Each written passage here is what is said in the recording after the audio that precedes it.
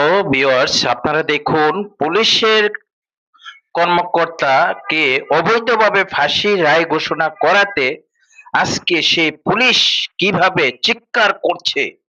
আপনারা একটু তার চিৎকারগুলো দেখে নিন, কিভাবে পুলিশ চিৎকার করছে অবৈধভাবে।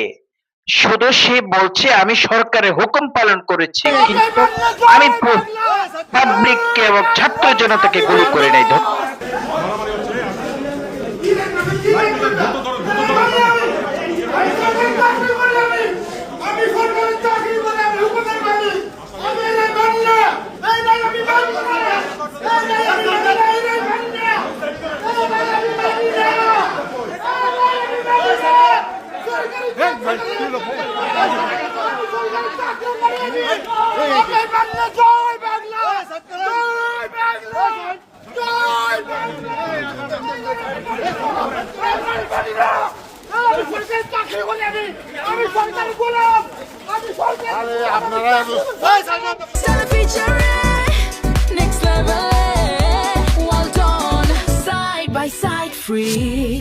আমি কার হুকুম মানি না, আমি সরকারের হুকুম মানি করছি, আমি সরকারের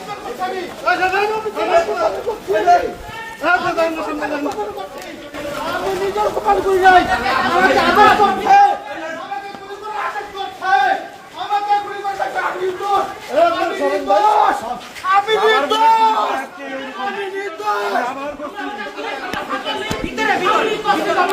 আমাদের যারা যারা আসামি হত্যা ছিল তাদেরকে আসামি করে দেয়।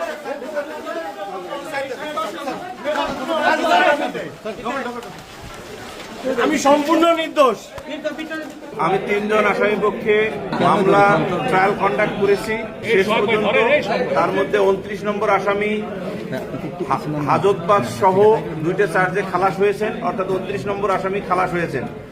আর 8 এবং 9 নম্বর আসামি এএসআই আমির হোসেন এবং কনস্টেবল সুজন চন্দ্র রায়ের ঘোষিত রায়ের সাবস্ট্যান্স এবং অপারেটিভ পার্ট অনুসারে মৃত্যুদণ্ড প্রদান করা হয়েছে।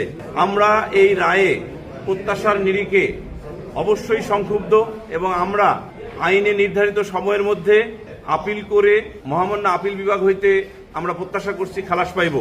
আমরা যে 20টির অধিক গ্রাউন্ডে রিটেন সাম আপ বা রিটেন আর্গুমেন্ট করেছিলাম সেগুলো যাবে না, কারণ মহামান্য ট্রাইব্যুনাল ডিজাইন করে পুলিশ কর্মকর্তাকে ফাঁসি দেওয়ার জন্য ফাঁসি রায় দিয়েছে এবং অবৈধভাবে ষড়যন্ত্র মোকাবেলা করে এই ধরনের পুলিশ কর্মকর্তাকে ফাঁসি দেওয়ার জন্য অবৈধ